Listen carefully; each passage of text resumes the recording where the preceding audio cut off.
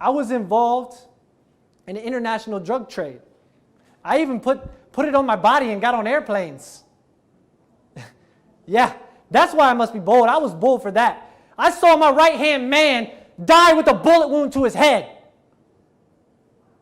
Yes, and I saw my other right-hand man after that go to prison for 6 years. And in the organization that I was running, there was days I would make $10,000 and $12,000 in a day. I don't tell you that to boast. Just as God doesn't tell us that Moses killed a man to boast about it. Just as God doesn't tell us that Noah got drunk to boast about it. Just as God doesn't tell us that Paul persecuted Christians to boast about it. But it shows us where God can take us. How deep we were in something and where God can take us. And when I was in that lifestyle, I'm telling you, I had one female that worked for me in that lifestyle. One female. And she was just a business associate, and that's it. Nothing else. Well, this female got in trouble. She got a felony drug trafficking charge. And guess what?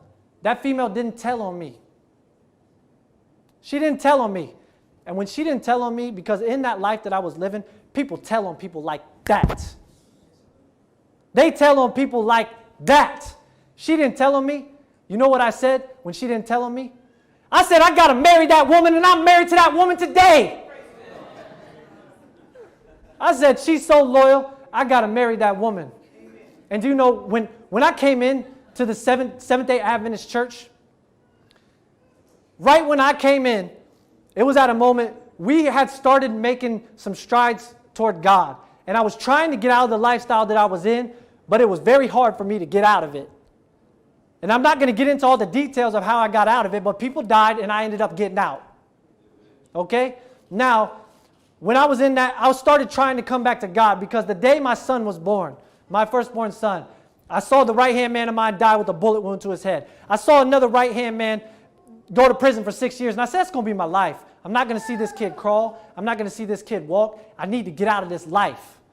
And in that life, I've had bullets go right past my head. How do I know? I had wood right above my head, and it hit right above my head. Now, when I came in to this truth and into this church, we had started going to prosperity type of church, name it and claim it. Well, there was this evangelist who was there, and he was preaching a message. And the message that he was preaching, he said, now everybody, I'm going to pass the offering plate around, and God's going to open up the windows of heaven. He's going to pour out a blessing that you can't contain. And we were sincere. You know, there's a lot of sincere people. We're told that the greatest devils are in our church than outside the church. Now, we were sincere.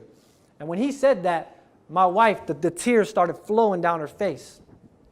And she said, honey, I think God is telling me to put my wedding ring in the plate. Some of us need to put our wedding rings in the plate. So she says, I think I need to put my wedding ring in the plate. And she looked at me like, please tell me no. And I said, honey, if God is telling you to do it, why are you talking to me? You need to do it. So she puts her wedding ring in the plate. Next thing you know, I'm going, you know, I lived in a certain city, and somebody I graduated with from high school, I went to a Catholic high school. And somebody who I graduated with from high school, we hated each other in high school, hated each other.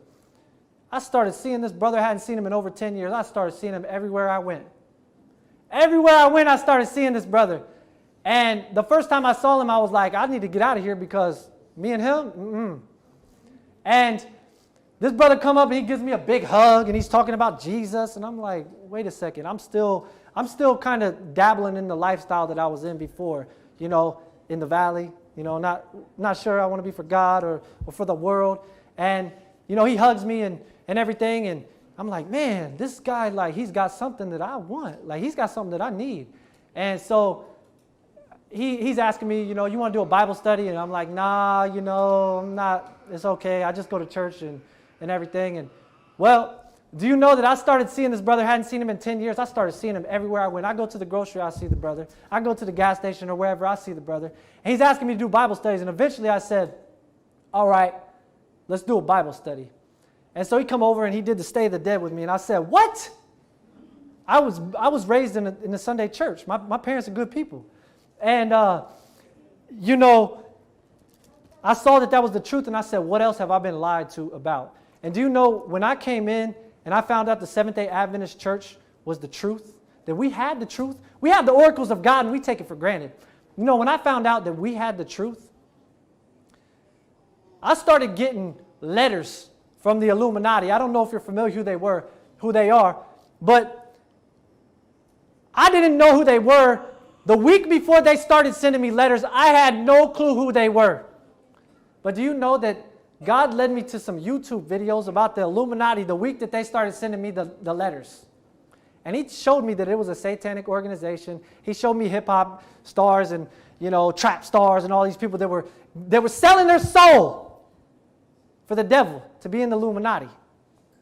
And when they started sending me letters and they asked me to join, and then I threw the letter away. Someone followed Jesus. And they sent me another letter and they started offering me money.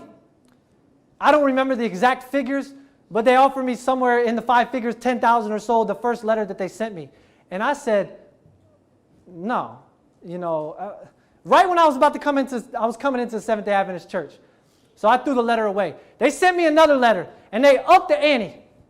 And they said, I don't remember, it was $30,000, $40,000. They said, we'll give you to join the Illuminati. And I said, no, I'm not doing that. I didn't even respond to them. I just threw it away. And they sent me another letter. And they offered me 6 figures, somewhere in 100,000 or so, and asked me to join the Illuminati. And I threw the letter away. And then they sent me one final letter. And they said, this is our last letter.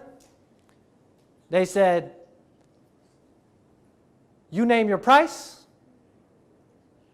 How much will it take for you to join? And they said, if you don't join, something's going to happen to you. They gave me a specific date that something was going to happen to me. You think I went in my prayer closet? That date came, that date went, and I'm here today. Praise God. I want to close with